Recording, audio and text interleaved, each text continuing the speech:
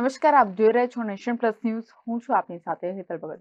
ભારતમાં શિક્ષણની ગુણવત્તા સુધારવાના પ્રયાસોના ભાગરૂપે અખિલ ભારતીય રાષ્ટ્રીય શૈક્ષિક મહાસંઘની નર્મદા જિલ્લાના એકતાનગર ખાતે ત્રિદિવસીય અખિલ ભારતીય કાર્યકર્તા સંગોષ્ઠી પૂર્ણ થઈ હતી, જેમાં દેશભરના 33 પ્રાંતના શિક્ષણ સાથે સંકળાયેલા લોકોએ ભાગ લીધો હતો.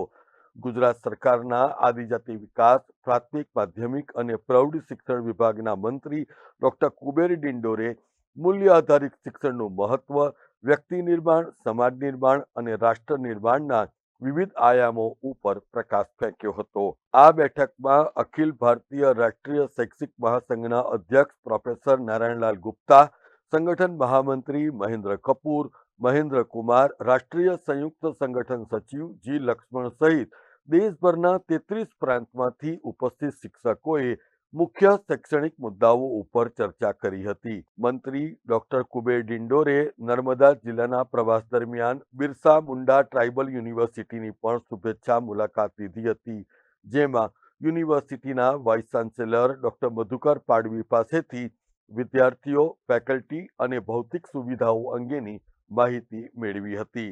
દેશની એકમાત્ર બિરસા મુંડા ટ્રાઇબલ યુનિવર્સિટીનું કેમ્પસ એ જીતનગર ખાતે નિર્માણ પામી રહ્યું છે.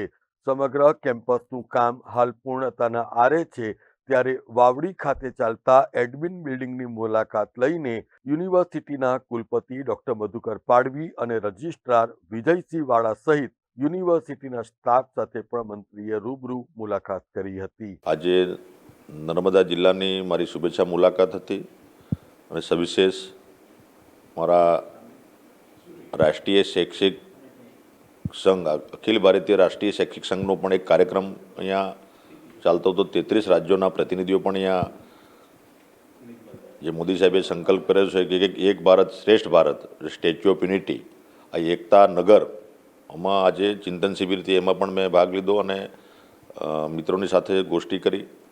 સાથે સાથે આજે આ બિરસા મુંડા યુનિવર્સિટી આપણી ચાલે છે અને એનું કામકાજ પણ પૂર્ણ થઈ ગયેલ છે અને અમારા સ્ટાફ મિત્રો અને મુલાકાતે હું આવ્યો છું, એમની શુભેચ્છા મુલાકાતે.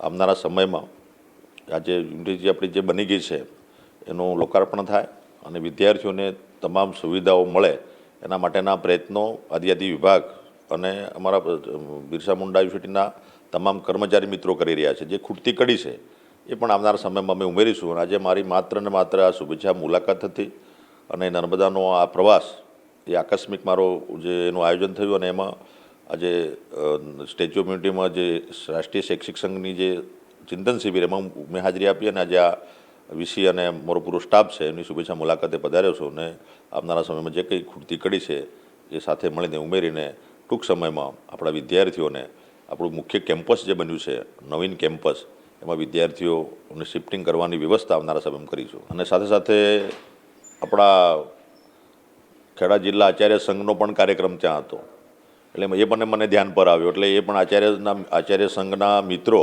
જે જિલ્લા પૂરતા એમની એક સેમિનાર સંગોષ્ઠી હતી, એમાં પણ મેં મુલાકાત લીધી. શિક્ષક મિત્રો હતા, આચાર્ય મિત્રો હતા, એમની સાથે પણ શુભેચ્છા મુલાકાત કરી. એટલે ત્રિવેણી સંગમ થઈ ગયો. એટલે આજે મારા શિક્ષણના પરિવારના મિત્રોને મળવાનું એક સૌભાગ્ય મને પ્રાપ્ત થયું. એ અખિલ ભારતીય રાષ્ટ્રીય શૈક્ષિક સંઘ હોય, આચાર્ય સંઘના ખેડા જિલ્લાના શિક્ષક મિત્રો હોય અને અમારા નર્મદા ને આપણી બિરસા મુંડા ટ્રાઇબલ યુનિવર્સિટીના મિત્રો હોય, આ તમામને મળવાનું એક સૌભાગ્ય મને પ્રાપ્ત થયું છે અને આજે તમામને શુભેચ્છા પાઠવું છું. Jyoti Jagtap, nation plus news, Rajpipla. સમાચારોનો સતત અપડેટ મેળવવા માટે અમારી નેશન પ્લસ ન્યૂઝની યુટ્યુબ ચેનલને સબસ્ક્રાઇબ કરો, બેલ આઇકન દબાવો અને જોડાયેલા રહો ફેસબુક, ઇન્સ્ટાગ્રામ અને ટ્વિટર પર.